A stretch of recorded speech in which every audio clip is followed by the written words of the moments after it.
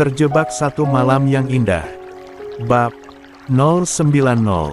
Apa ini? Gumam Awan, yang juga Ernia dengan ekspresi wajah penuh tanya. Dinda gegas berdiri dan menghampiri Ernia. Lalu memeluknya dan mencium pipi kanan kiri kakak sepupunya itu. Tapi, tatapan Ernia terfokus dengan pria yang tersenyum ramah padanya. Dan mendekat lalu menyalami Awan. "Kak Kuma, calon suami Dinda," ucap Dinda, memperkenalkan pria tersebut dengan wajah yang tersipu malu. "Hah?" Kaget Ernia, juga Awan tak percaya. Awan dan Ernia saling tatap. Masih tak percaya dengan apa yang mereka lihat dan dengar. Tapi, rias wajah Dinda yang dengan malu-malu menegaskan bahwa itu semua benar adanya. "Jadi, ini calon suami Dinda?" tanya Ernia, meyakinkan keraguan dalam hatinya. Dinda mengangguk seraya melirik ke arah pria yang berdiri di sampingnya. Awan melepaskan genggaman tangannya, tapi beralih merangkul bahu Ernia lebih erat lagi. Dia belum lupa siapa sosok tampan yang akan menjadi suami Dinda. Meski akan menjadi ipar, tetap saja pria itu dulu pernah jatuh hati pada istri Awan. "Kamu?" "Iya, saya Hanafi, Kak." Pria itu menjawab seraya mengangguk pasti. Ernia melingkarkan tangannya ke pinggang Awan. Saat kembali teringat sosok pria yang dulu dengan gentelnya melamar dirinya. Saat resepsi pernikahan Winda. Dan sekarang, ternyata telah serius dengan Dinda. "Kamu serius, Dek?" tanya Ernia pada adik sepupunya Dinda. "Hehehe, sudah dihitbah. Abang Han sudah ketemu papa sama mama," kata mereka setuju. "Setelah acara Kak Linda, aku nyusul 2 bulan kemudian," sahut Dinda dengan wajah yang tampak begitu bahagia. "Alhamdulillah." Awan dan Ernia secara bersamaan menjawabnya. "Nggak apa-apa, kan Kak Kuma?" Dinda terima lamaran Bang Han. Seloroh Dinda. "Kok, tanyanya begitu?" balas Awan.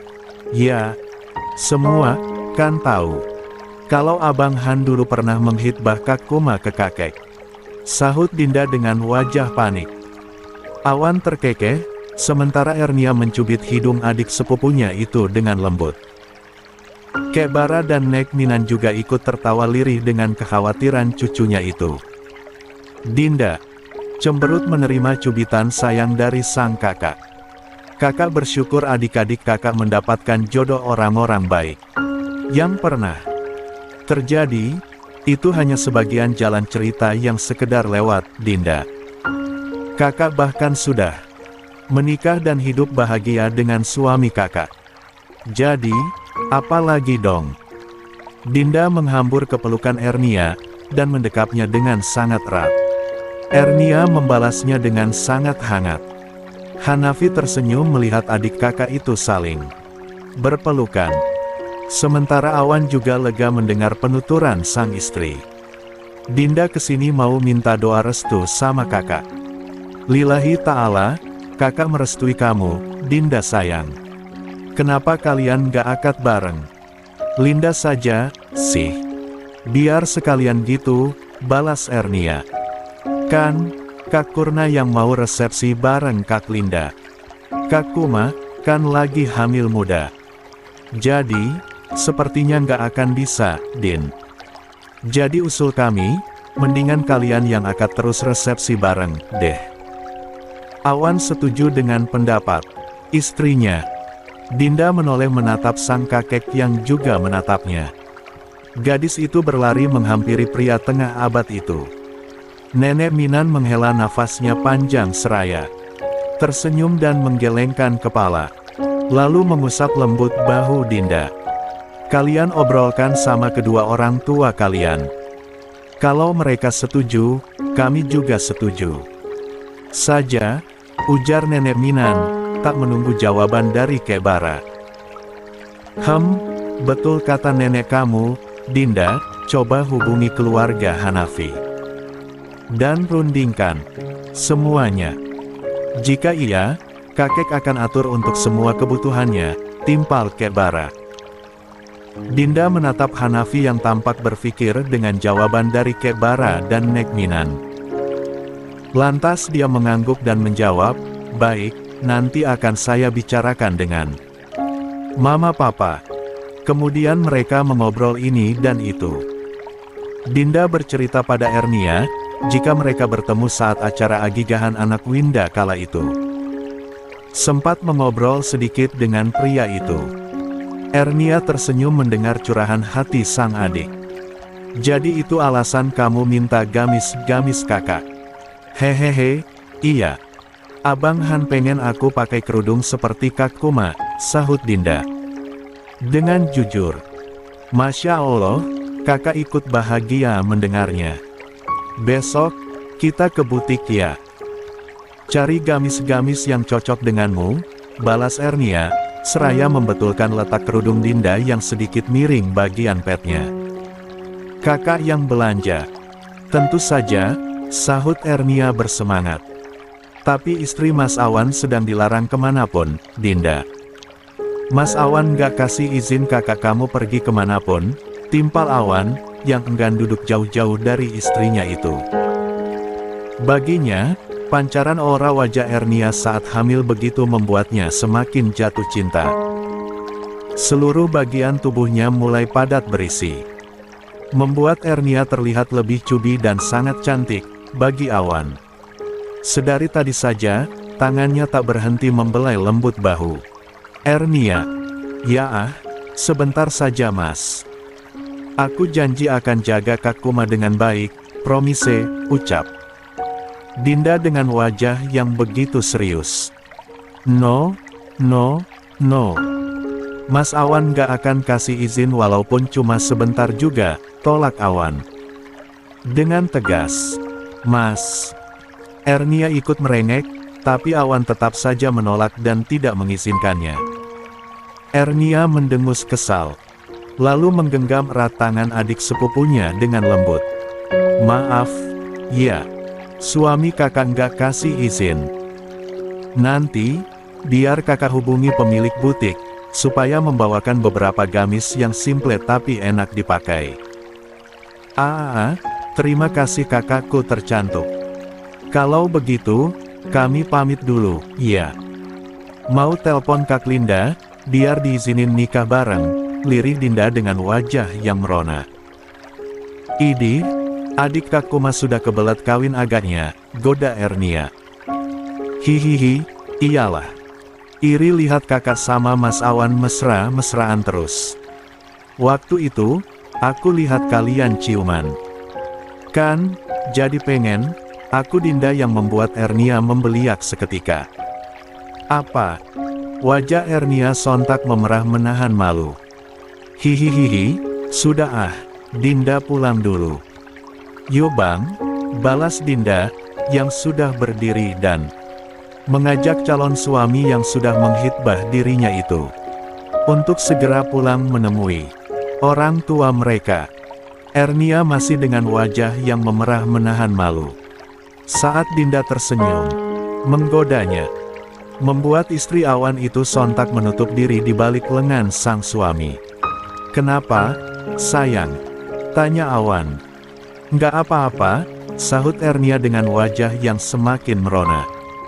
Hari pun berlalu, keluarga besar kakek Baradatu akan sangat sibuk. Jika saat pesta pernikahan Winda, Ernia yang sangat sibuk. Kali ini Awan yang menggantikan kesibukan istrinya itu.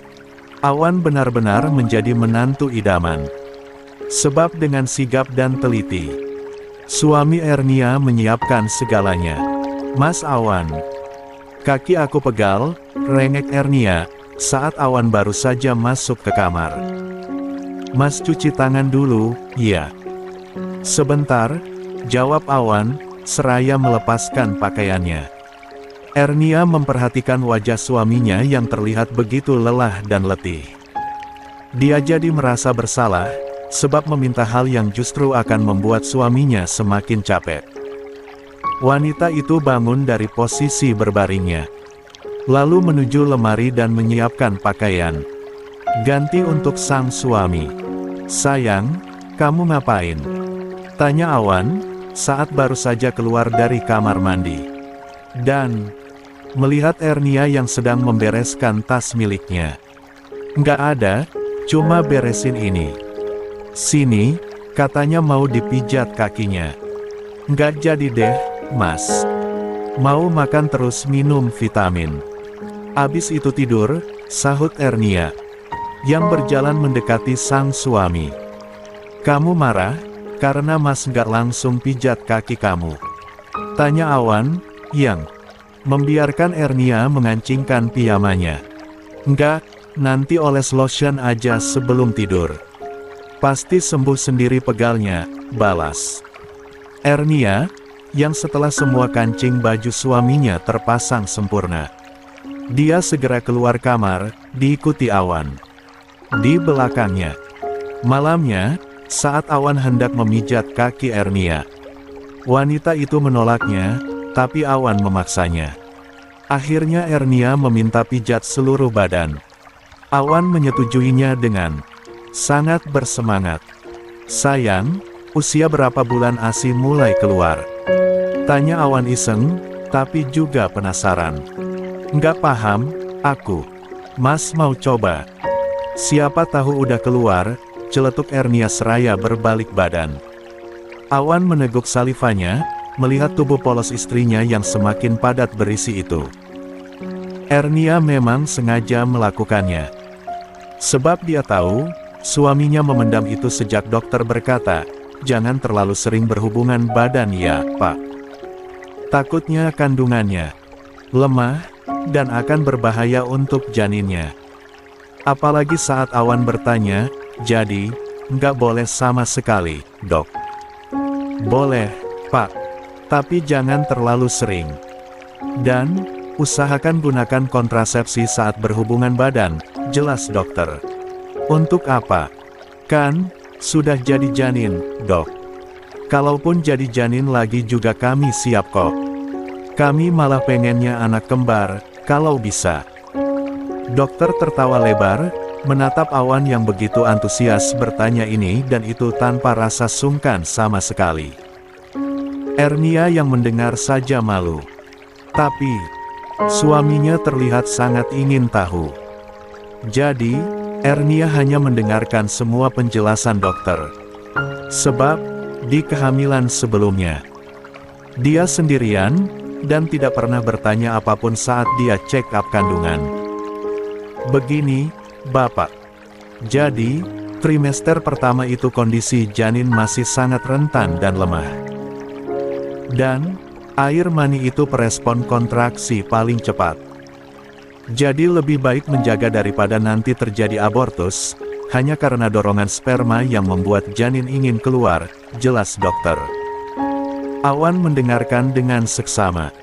Begitupun dengan Ernia. "Nah, kalau sudah trimester akhir nanti, justru sangat dianjurkan untuk sesering mungkin berhubungan badan, supaya bisa merangsang kontraksi dan bayi lahir dengan mudah. Tapi, usahakan kalau sudah masuk di minggu 36 ke atas ya, Pak. Biar bayi lahir dengan kondisi yang kuat," imbuh si dokter. "Oh, begitu. Sering puasa dong, nanti," celetuk Awan, yang disambut cubitan kecil di lengannya oleh Ernia. Sementara dokter terbahak mendengar ungkapan jujur dari Awan. Sudah mau 2 loh padahal anaknya. Tapi, masih seperti pengantin baru, ya. Jadi iri. "Saya, Pak." "Hehehe, kami memang selalu jadi pengantin baru Dok," balas Awan. Karena itu, Ernia tahu. Suaminya itu menahan hasratnya. Tak berani meminta jatah biologisnya. Ernia yang biasanya setiap hari selalu mendapatkan sentuhan hangat dari Awan, jadi merasa aneh, sebab suaminya jadi jarang membuainya. "Beneran gak apa-apa, sayang. Mas gak mau kalau sampai kamu." Ernia tak peduli, dia juga butuh sentuhan suaminya. Tak sabar dengan alasan sang suami. Wanita itu gegas mendekat dan duduk di pangkuan sang suami. "Sayang, bagaimana rasanya? Semoga semuanya baik-baik saja, Mas." Awan memeluk erat tubuh sang istri. Berdoa penuh harap, semoga bayinya akan baik-baik saja hingga melahirkan nanti. Setelah hari itu, mereka tak lagi mau menggunakannya lagi. Dan, lebih melakukan dengan harapan yang sama. Sementara itu, Laura dan Kinan sedang berlatih renang. Yang berada di halaman belakang rumah Riko. Wanita itu bahkan mencarikan guru private untuk melatih anak sambungnya itu. Atas persetujuan suaminya pasti. Kinan juga ikut kelas bela diri dengan dampingan Laura langsung. Bocah itu sangat antusias dengan semua kegiatan tersebut. "Ki kemana, sayang?" tanya Riko, saat baru saja dia pulang dari kantornya. Di belakang, ada les renang tambahan. Akan ada event usia balita. "Nggak apa-apa, kan, kalau aku daftarkan Kinan ikut juga, Mas." Kamu serius? Kanannya bagaimana?" "Dia mau banget, malah semangat sekali dia," sahut Laura. "Asalkan Ki mau, kita dukung saja." "Mau teh dong, sayang?" "Siap, Komandan," jawab Laura, seraya berlalu menyiapkan pesanan sang suami. Kinan yang banyak kegiatan menguras tenaga itu, kini menjadi tidur lebih awal. Dan, sudah mau dibuatkan kamar sendiri oleh sang papa. Atas bujukan Laura, yang menyulap. Kamar bocah itu sesuai dengan keinginan si bocah. Jadi, antara Laura dan Riko menjadi punya waktu berdua saja saat malam hari. "Papa," pekik Kinan, saat masuk ke rumah dan mendapati sang ayah sedang duduk bersama ibu sambungnya. Dan menikmati teh hangat mereka. "Hai, sudah beres latihannya?" "Sudah." Bocah itu lekas diajak Laura untuk segera mandi dan bertukar pakaian. Setelah itu, diberikan susu agar suhu tubuhnya kembali hangat. Baru Laura akan menyuapi Kinan makan dengan menu pesanannya. Semuanya, hasil olahan tangan Laura. Sementara Riko berbincang dengan guru private les Kinan. Lalu mengantarkannya sampai ke depan pintu. Saat pria muda itu berpamitan untuk pulang. Setelah tamunya pergi dengan kendaraannya, Riko kembali masuk ke dalam rumahnya. "Mas, mau makan dulu, atau mandi?" tanya Laura. "Mandi dulu, yuk." "Mau dimandikan tapi," goda Riko seraya mengerling nakal pada istrinya.